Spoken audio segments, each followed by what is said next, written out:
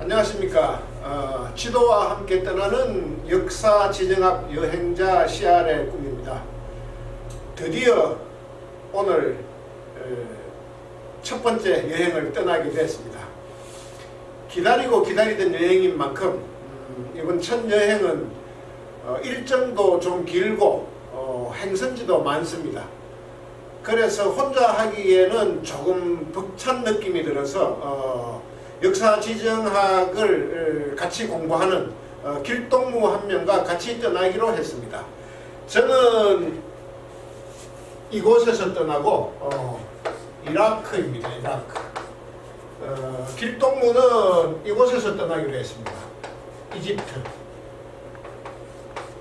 그래서 저희들은 이곳에서 만나서, 이곳은 크레타 섬입니다. 크레타 섬. 그리스인 조르바를 쓴 위대한 작가 니코스 카잔차키스의 고향이죠. 이 크레타 섬에서 만나서 미노스 왕이 세운 그 크노소스 궁전을 둘러보면서 그 테세우스는 어떻게 아리아드나의 시를 따라서 탈출을 했을까? 이카루스는 어떻게 그 하늘을 나르다가 그 날개가 태양에 녹는 바람에 떨어져서 죽었을까? 이제 이런 이야기들을 하면서 저희들은 크레타 섬을 여행하고 그 다음에 이제 미케네로 가서 트로이 전쟁의 그 영웅들의 어떤 그 숨결과 그 흔적을 한번 찾아보는 어떤 그런 시간을 갖겠습니다.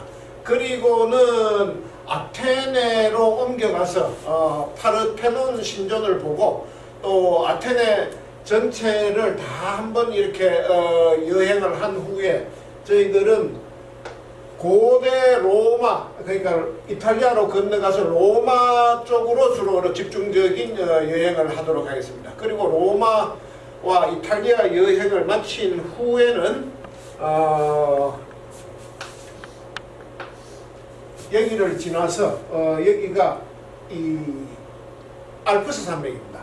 알프스 산맥을 넘어서 현재의 프랑스를 갖다가 이제 여행을 하고 그 다음에 라인강을 건너서 독일로 가서 이 신성 로마 제국의 어떤 역사나 숨결 같은 걸 갖다가 한 번씩 확인한 후에 로렐라이 언덕에서 하룻밤을 자고 그 다음에 어떤 계속 여행을 이어나가도록 하겠습니다.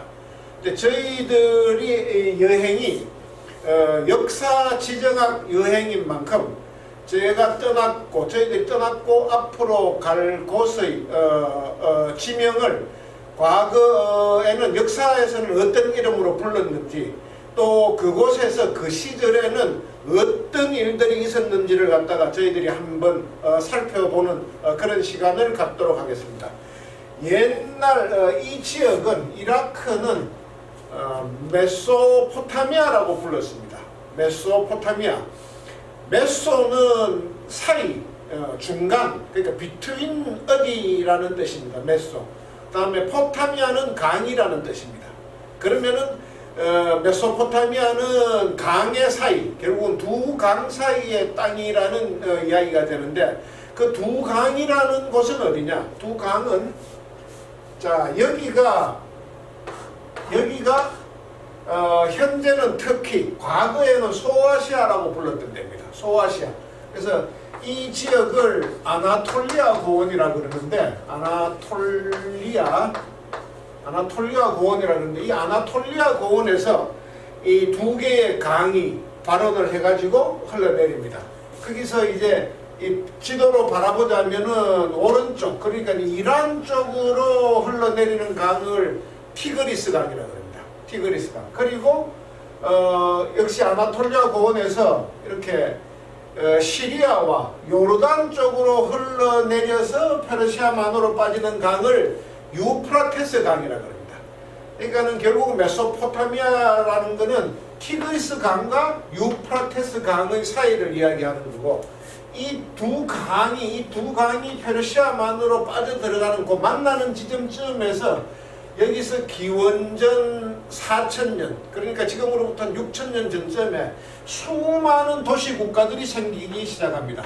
뭐 우르크, 우르, 뭐 리디아, 뭐 어떻게 무슨 나라 이렇게 수많은 하여간 그 도시 국가들이 생겨나기 시작합니다. 여기가 인류 역사상 최초로 도시 국가가 만들어지고 청동기 문명이 만들어진 곳입니다. 근데 이 메소포타미아 지역은 큰 산도 없고 뭐 긴 산맥도 없고 별다른 자연적인 어떤 지형지물상 이렇게 외부의 적을 지켜줄 만한 그런 지형지물이 없습니다. 그래서 굉장히 개방된 지역입니다. 그러니까는 누구나 힘이 좀 세진 부족들은 이 지역의 패권을 차지하려고 굉장히 노력을 했습니다. 그래서 최초로 이 지역의 문명을 만든 사람들은 수메르인이라고 합니다. 수메르인. 역사는 수메르에서 시작되었다라는 책이 베스트셀러가 되고 스테디셀러가 될 만큼 수메르 기원설은 굉장히 역사학자들한테 보편적으로 받아들여지고 있는 이론입니다. 수메르는 인류 역사상 최초의 서사시라는 길가메시 서사시도 수메르 문명에서 나왔고, 그 다음에 인류 최초의 문자라는 쐐기 문자, 서령 문자라고도 이야기하죠. 그것도 수메르에서 나왔습니다. 그리고 60진법, 뭐 학교 등등 수메르에서 너무나 많은 마지막 인류의 어떤 최초의 어떤 문명들이 시작이 됐습니다. 그리고 수메르 이후에는 사르곤 대왕이 이렇게 다스렸던 아카드 왕국, 그리고 함무라비 대왕이 법전을 만들었던 그 구바벨로니아, 그 다음에 뭡니까 최초의 철기 문명을 가지고 있었던 히타이트, 그다음 뭐 아시리아, 또 나중에 페르시아에 이르기까지 하여간 여기 메소포타미아에서는 굉장히 여러 부족들이 이 지역의 패권을 번갈아 가면서 차지했었습니다. 그 다음은 이제 이집트입니다. 이집트는 메소포타미아에 비해서는 한 500년 정도 늦은 기원전 35세기 정도의 도시국가를 설립하고 역시 청동기 문화를 꽃피웠는데, 여기는 아주 천혜의 자연 환경으로 인해서 굉장히 오랜 시간 동안 안정된 단일 왕조를 유지했었습니다. 그러니까 기원전 3500년부터 시작해서 나중에 로마에 이제 완전히 이집트가 멸망할 때까지 3000년 이상의 세월 동안 고왕국 시대, 중왕국 시대, 신왕국 시대를 거치면서 이집트 그 부족의 단일 왕조가 계속 이어져 내려왔는데, 딱 중간에 100년 그 힉소스라고 정확히 어디서 온 어떤 부족인지도 잘 모르는 어떤 그 부족에 의해서 100년 정도 정권을 뺏긴 적이 있습니다만은 곧 정권을 회복하고 그 계속해서 이집트 단일 부족의 왕조로 이어져 내려왔었습니다. 근데 어떤 점에 있어서 천혜의 자연 환경이냐, 그리스도 이집트도 여기에서 이제 나일강도 두 군데서 시작합니다. 하나는 청나일강이라 그러고 하나는 백나일강이라 그러는데, 그 두 강이 합쳐져 가지고 나중에 지중해로 빠져들어가는데, 여기에 하구, 그러니까 나일강의 하구는 아주 정기적으로 범람을 했습니다. 강이 정기적으로 범람을 한다는 이야기는 굉장히 그 땅이 비옥해진다는 이야기가 됩니다. 그래서 굉장히 여기는 이제 농사가 잘 된 어떤 그런 환경을 가지고 있었고, 특별히 이 이집트가 천혜의 자연 환경이다 하는 것은 방어하기에 너무나 좋았습니다. 이 왕조를 지키려고 그러면 외침이 별로 없어야 되는데, 여기는 근본적으로 외침이 있기가 어려운 게 이집트의 북쪽은 지중해입니다.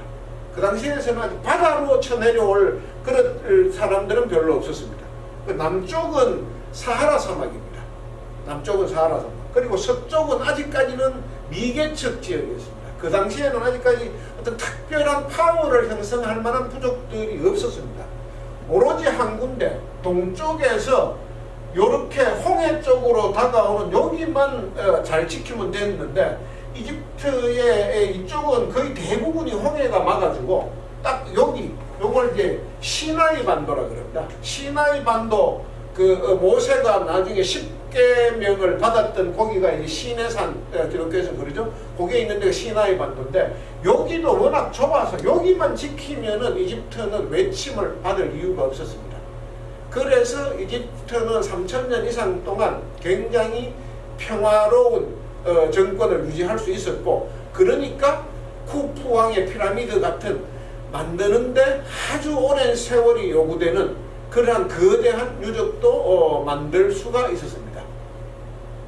그리고 이제 그 다음은 저희들이 만났던 그 크레타 섬을 지나가지고 이제 그리스 문명으로 옮겨갑니다. 그리스 문명은 이집트에서 시작해서 크레타를 거쳐서 이렇게 그리스로 옮겨가고, 또 하나 중요한 그리스 문명의 요소가 되었던 것은 이쯤에서 만들어졌던 페니키아라는 해상 무역 문명입니다. 해상 무역 문명. 페니키아는 지금의 레바논 지역에 있던 도시국가인데 그 여러 개의 도시국가입니다. 뭐 둘에 뭐 시돈 아주 이렇게 몇몇 도시국가들이 있는데 그 도시국가들은 여기에서 지중해 해상 무역을 일으켜 가지고 여러 군데에 그 식민도시를 만듭니다. 식민도시. 여기가 카르타고라는 식민도시가 되고, 카르타고 역사에서 굉장히 많이 나오고 오늘도 몇 번 더 언급이 될 겁니다. 그 다음에 여기 히스파니아, 지금의 스페인, 지금 뭐 에스파니아라는 말도 이제 만드는데 처음에 이름이 히스파니아입니다. 히스파니아도 카르타고의 식민도시로 시작되었습니다. 니케아 같은 경우에는 지금도 우리들이 쓰고 있는 그 알파벳 문자의 원형이 여기에서 만들어졌습니다. 페니키아. 그러니까 대단히 인류 문명에 큰 족적을 남긴 문명이죠. 그 페니키아 문명도 또 그리스 문명을 만드는데 한 요소가 되었습니다. 그리고 아나톨리아에서 불가리아 쪽으로 이렇게 걸어서 가다가 이 발칸 반도를 만나면서 남하한 도리스인, 도리아인이라 그러기도 하고 도리스인이라 그러기도 하는데, 여기도 역시 또 그리스 문명을 형성하는데 일조를 했습니다. 이 이집트에서 올라온 문명, 그 다음에 페니키아에서 온 문명, 또 아나톨리아에서 온 문명, 이런 여러 문명들이 융합이 되는 바람에 그리스는 그야말로 그리스 그 헬레니즘, 그 그리스의 어떤 문화 정신을 헬레니즘이라고 이야기를 하는데, 그것이 서양사의 원류로 인정이 되게 된 데는 이렇게 다양한 문화들이 융합해서 발전됐기 때문에 그렇다라고 이렇게 해석할 수 있겠습니다. 이 그리스 문명 같은 경우에는 기원전 8세기에 그 호메로스라는 위대한 시인이 나타나서 이렇게 일리아드, 그 다음에 오디세이아라는 지금까지도 이렇게 그 회자되는 불후의 명작을 만들어 가지고 그리스인의 어떤 민족 정신 같은 걸 일깨우면서 굉장히 이제 그리스 사람들한테 큰 호응을 받았습니다. 그래서 그리스는 그때부터 이제 그 헬레네 족속, 헬레네의 후손들이라는 그런 자기들의 동질감 혹은 정체성 이런 거를 확인하기 위해서 매 4년마다 올림픽을 개최했습니다. 그 최초의 올림픽이 기원전 776년에 최초의 올림픽이 개최돼서 1000년 가까이 이렇게 올림픽이 계속되다가 나중에 이제 로마가 기독교화되고 난 다음에 그것이 이제 우상 숭배와 이렇게 그 연관이 있다 해서 이제 로마에서 그 올림픽을 금하는 바람에 그만두게 되는데, 그때까지 하여간 올림픽이 계속됐었고, 그 다음에 이제 쿠벨탕 남작이 나중에 이제 근세에 와가지고 이렇게 다시 올림픽 정신을 재창해서 지금 우리가 하고 있는 그 올림픽이 계속되고 있는 거죠. 그 다음에 그래서 그렇게 해서 축적된 그리스 정신이 BC 5세기에 이르러서는 완전하게 꽃을 피웁니다. 완전하게 꽃을 피우는데 그것을 이제 그리스의 황금 시대라고 이야기를 합니다. 그리스의 황금 시대. 그때 이제 어떤 사람들이 그리스의 황금 시대를 만드는 주축이었느냐? 철학에서는 소크라테스, 그 다음에 문학에서는 소포클레스, 오이디푸스 뭐 이런 이야기들이 다 그 소포클레스가 만든 그 비극의 원고였죠. 그 다음에 안티고네 역시도 그 소포클레스의 작품이고, 그 다음에 뭡니까 정치에는 페리클레스. 뭐 지금까지 역대 많은 정치인이 있었습니다만 최고의 정치인을 꼽으면은 페리클레스로 꼽죠, 서양사에서는. 그 다음에 아주 중요한 인물이 이제 히스토리아라는 역사책을 쓴 헤로도토스. 역사라는 말이 이 사람이 쓴 책 제목에서 비롯된 거예요. 히스토리. 이 사람이 쓴 책 제목은 히스토리아. 그 사람들이 있었고, 그 다음에 그런 사람뿐만 아니고 의학에서는 히포크라테스가 있습니다. 지금도 의사들은 히포크라테스 선서를 해야만 의사의 어떤 자격을 부여를 하죠. 그 다음 수학에서는 피타고라스가 있었고, 하여간 이런 사람들이 서로 말하자면은 다 한 시대에 동시대에 태어나서 동시대에 자기가 맡은 분야에서 최선을 다하니까 그때 그리스 문화는 완전히 꽃을 피우고, 그렇게 되니까 그 당시에 세계 최고의 말하자면 강대국이던 페르시아를 물리칠 수 있었고, 그 다음에 파르테논 신전이라는 아주 정교하고도 아름다운 어떤 건축물을 그 아크로폴리스, 아테네 아크로폴리스 정상에다가 세울 수 있는 그런 나라가 될 수 있었습니다. 그런데 좀 역사를 공부하다 보면 아주 재미있는 현상이, 어떻게 이렇게 동시대에 소크라테스, 소포클레스, 페리클레스, 헤로도토스, 뭐 히포크라테스 이런 사람들이 태어날 수 있었을까? 근데 이런 게 역사에는 흔히 반복이 됩니다.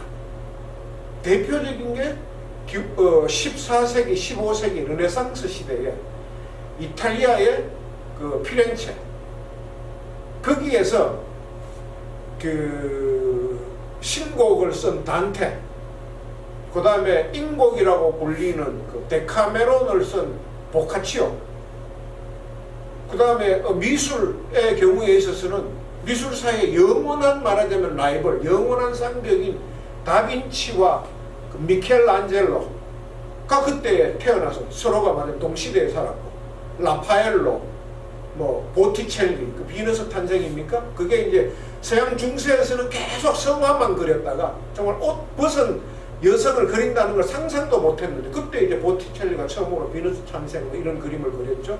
그 다음에 마사초, 무슨 티치아노, 뭐 이름만 들어도 쟁쟁한 이런 사람들이 수없이, 조각에는 더 많은 사람, 또 건축에도 별별 사람, 그 돔, 뭐라 그런가, 피렌체 그 성당, 대성당의 돔, 그 지붕을 만든 뭐 그런 사람들, 참 어마어마한 사람들이 어떻게 그 르네상스 시기에 동시에 앞서거니 뒤서거니 하면서 화라선처럼 이렇게 휴화산 세월을 오래 보냈다가 폭발하듯이 이렇게 터져 나오는 거. 19세기 러시아에도 그런 일이 있었죠. 러시아는 늘 유럽에서 변방이었고 또 유럽에서 미개지였었는데, 갑자기 19세기에 톨스토이, 뭐 토스토예프스키, 푸시킨, 고골리, 체호, 뭐 그다음에 누굽니까? 하여간 그런 사람들이, 뚜르게네프 뭐 이런 사람들이 연달아 이렇게 태어나는 겁니다. 그래서 19세기의 러시아 문학은 정말 완전히 꽃을 피우고 인류의 어떤 의식세계를 한 단계 이렇게 업그레이드 시키는 그런 일이 벌어집니다. 하여간 그 시절, 그러니까 기원전 5세기 그리스는 정말 대단했습니다. 그런 위대한 인물, 인류 역사의 족적을 남긴 그런 위대한 인물뿐만 아니고 위대한 제도도 그때 만들어졌습니다. 민주주의 제도입니다.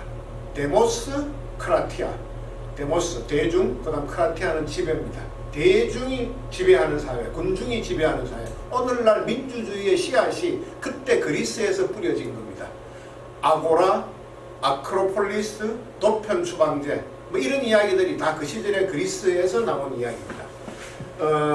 자, 여기까지 이제 여행을 하고 여기까지 말씀을 드리면은 이번 여행의 목적과 이번 여행의 행선지를 어떻게 정했는지를 짐작하는 분들이 계실 겁니다. 이번 여행은 서양사에서 잠깐이라도 패권을 잡았던 국가를 시대 순서대로 여행하는 서양사 패권 국가의 시간 여행이 되겠습니다. 또 서양사가 복잡한데 어떻게 하면 서양사를 이렇게 한번 쑥 훑어볼 수 있나 하는 서양사의 개념 여행이 되겠습니다. 서양사 패권 국가의 시간 여행 혹은 서양사 개념 여행 뭐 이 정도로 해석을 해 주시면 되겠습니다. 그래서 지금까지 우리가 지나온 지역이 메소포타미아에서 이집트를 거쳐서 크레타와 그리스를 거쳐서 로마까지, 이제 그러면 다음 행선지는 당연히 로마가 되어야 될 겁니다. 자, 로마는 여기인데 기원전 753년에 로물루스와 레무스, 그러니까 늑대의 젖을 먹고 자란 형제가 세웠다고 되어 있습니다. 그건 뭐 신화고 전설이고 그걸 빼고 그냥 역사만을 두고 이야기했을 때 로마는 하여간 기원전 753년에 여기에서 이제 이탈리아 중부에서 한 도시국가로 건설됐는데 처음에 이제 왕정을 좀 거쳐서 내려오다가 갑자기 공화정이라는 듣지도 보지도 못했던 이상한 제도를 만들어냅니다. 그 당시까지는 전혀 없던 제도. 공화정이 뭐냐? 임기를 둔 관직의 관리를 갖다가 피선거권과 선거권을 법으로 명시하고 언제부터 언제까지 저 사람의 임기가 정해져 있다 하는 그런 걸 갖다가 다 만든 그 제도가 공화제도입니다. 참 어떻게 이 시기에 갑자기 이런 제도가 만들어졌는지 몹시 신기한데 우리가 흔히 이야기하는 뭐 호민관, 집정관, 재무관 이런 이야기들이 다 로마의 때, 고대 로마 때 이제 공화정에서 만들어지기 시작한 겁니다. 하여간 로마는 그런 식으로 이렇게 이상한 정치제도 같은 것도 만들면서 이렇게 계속해서 세력을 키워오다가 로마가 결정적으로 커지는 상황이 기원전 264년에 포에니 전쟁이라는 걸 거치면서 로마는 그야말로 제국으로서의 첫 발을 내딛습니다.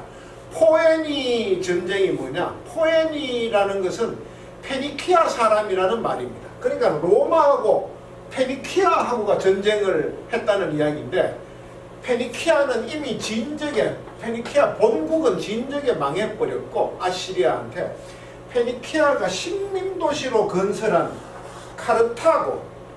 카르타고하고 로마가 이 시칠리아라는 섬을 놓고 싸운 게 1차 포에니 전쟁입니다. 264년에. 근데 결국은 로마가 이깁니다. 로마가 이김으로 인해서 이 시칠리아 섬을 로마가 차지함으로 인해서 로마는 드디어 제국으로서의 첫 발을 내딛게 되고 이 시칠리아를 차지한 로마가 어떤 역사에서는 어떤 별명을 얻게 되느냐, 이 지중해를 로마의 호수, 로마가 가진 호수라고 이야기하는 그런 별명을 얻게 됩니다. 그 다음에 더 결정적으로 로마가 제국이 된 것은 2차 포에니 전쟁. 2차 포에니 전쟁은 다른 이름도 있습니다. 한니발 전쟁이라 그러기도 합니다. 한니발이라는 사람이 이 카르타고의 이 히스파니아 제독 역할을 맡고 있었는데 그 히스파니아 식민지의 총책임자 역할을 맡고 있었는데 여기에 있던 한니발이 코끼리 부대를 이끌고 물론 뭐 코끼리가 그렇게 많지는 않았습니다만 어쨌든 코끼리로 소속된 부대를 이끌고 수십만의 군대와 함께 여기가 지금 피레네 산맥이에요. 피레네 산맥을 넘어서 그 다음에 피레네 산맥보다 더 어마어마하고 더 무서운 알프스 산맥을 넘어서 알프스 산맥은 해발 4,000m 되는 그런 산들이 많죠. 굉장히 말하자면 가파른 산들인데 이 산을 열대 동물인 코끼리를 몰고 이렇게 넘어가지고 북이탈리아로 진격해 올지는 아무도 어느 누구도 상상조차 하지 못했습니다. 근데 한니발이 코끼리 부대를 이끌고 로마로 공격해 들어온 겁니다. 그 이후에 한니발은 아주 탁월한 말하자면 전략가였기 때문에 한니발은 로마를 그야말로 유린을 합니다. 이탈리아 전체를 아주 쑥대밭을 만듭니다. 그래서 이 로마 전체의 목숨이 경각에 달려 있을 때 로마에서는 아주 로마를 구한 장군 하나가 나옵니다. 스키피오라고 합니다. 스키피오가 로마에서 바로 카르타고로 공격을 합니다. 빈집터리로 들어가는 거죠. 빈집터리. 카르타고로 생각지도 않고 있다가 스키피오가 이렇게 카르타고 본국을 공격하는 바람에 카르타고 측에서는 급하게 한니발한테 SOS를 칩니다. 우리를 좀 구해달라. 한니발은 할 수 없어서 정말 가기 싫은데 이 카르타고로 가게 됩니다. 그래서 거기서 결국은 이미 기다리고 있던 준비를 단단히 하고 있던 스키피오한테 지게 됨으로 해서 결과적으로 한니발이 90% 이겼다가 마지막 10%이 본국의 잘못으로 인해서 한니발은 지게 되고 결국은 로마가 이 카르타고까지 다 차지하게 되고 카르타고를 차지함으로 인해서 히스파니아도 차지하게 되고 그래서 로마는 이제 완전히 제국이 되는 겁니다. 그리고 그 이후에도 로마는 계속 발전을 거듭하다가 결정적으로 로마를 한 번 더 업그레이드 시키는 사람이 나타납니다. 한 번 더 업그레이드 시키는 사람은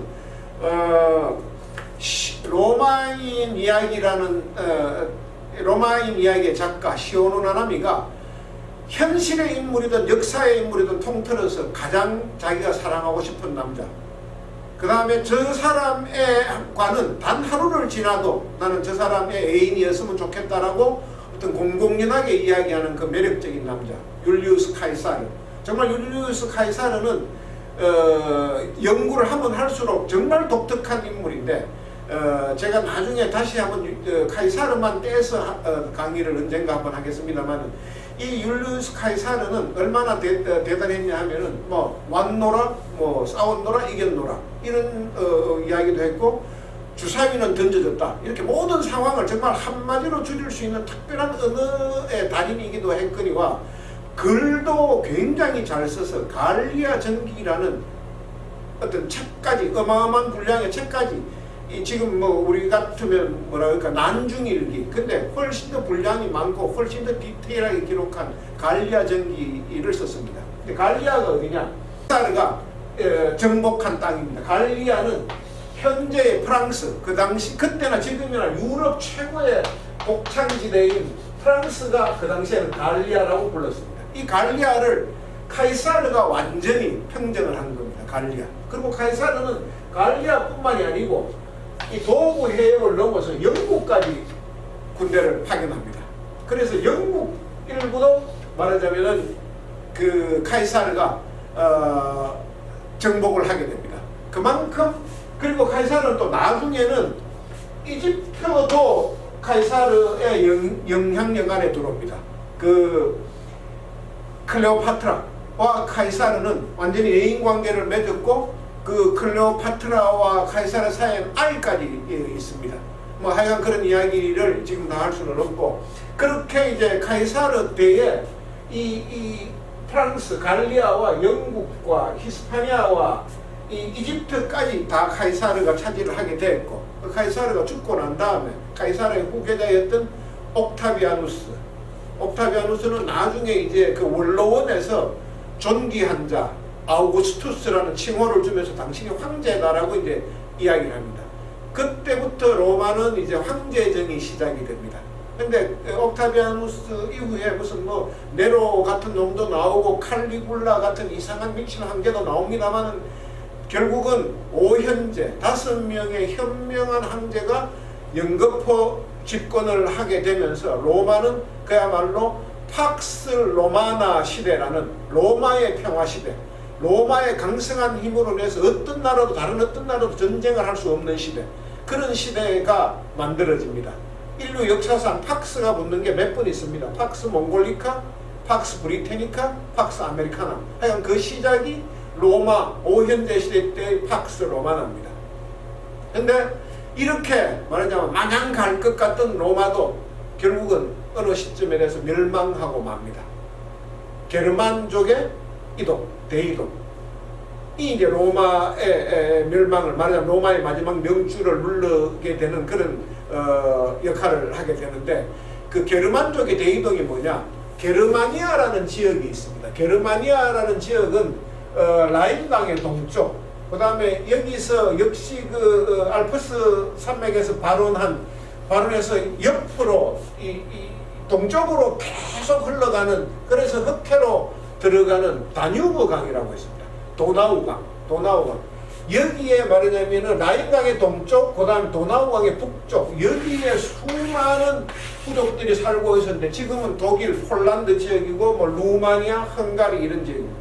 여기에 수많은 부족들이 살고 있었는데, 기원 4세기 말에 갑자기 동쪽에서 훈족이라는, 지금도 훈족이 정확히 어떤 부족인지는 아직까지 역사에서 밝혀지지 않았습니다만은, 이 훈족이 들어와 가지고 여기에 살던 게르만족을 사방으로 쫓아버립니다.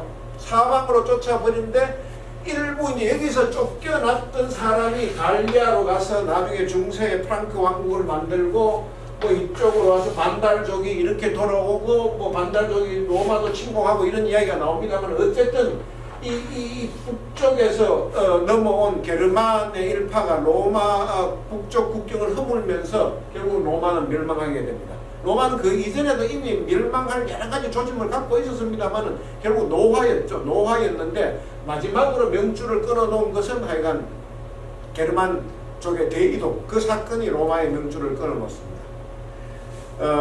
서양사에서는 로마의 멸망까지, 그러니까 메소포타미아에서 시작해서 로마의 멸망까지를 고대로 분류합니다. 고대, ancient age, 고대로 분류를 하는데, 지금 이제 저희들은 서양사 고대 여행을 끝냈고, 오늘 사실은 이제 중세로 넘어가서 프랑크 왕국도 갔다가 신성 로마 제국도 갔다가 할 생각이었습니다만은, 너무 첫 번째 여행의 의욕을 앞세우다가 너무 많이 걸어오기도 했고 너무 지치기도 하고 해서, 오늘은 이 고대 로마의 그 팔라티노 언덕에서 콜로세움과 포로 로마노를 내려다보면, 오늘 하루는 여기서 그냥 밤을 지새고 이제 다시 원기를 보충한 다음에 중세로 넘어가고, 또 근세, 현대, 국가로 치자면은 포르투갈, 아니 프랑스와 독일, 그 다음에 이베리아 반도에 있는 포르투갈과 스페인, 그 다음에 여기에 있는 네덜란드, 그 다음에 영국, 대서양을 건너서 미국으로 이를 때까지 계속 역사 지정 여행자 CR의 꿈의 여행은 계속될 것입니다. 여러분들도 저와 함께 즐거운 여행이 되시면 좋겠습니다. 계속 성원해 주시고 관심을 가져주시면 고맙겠습니다.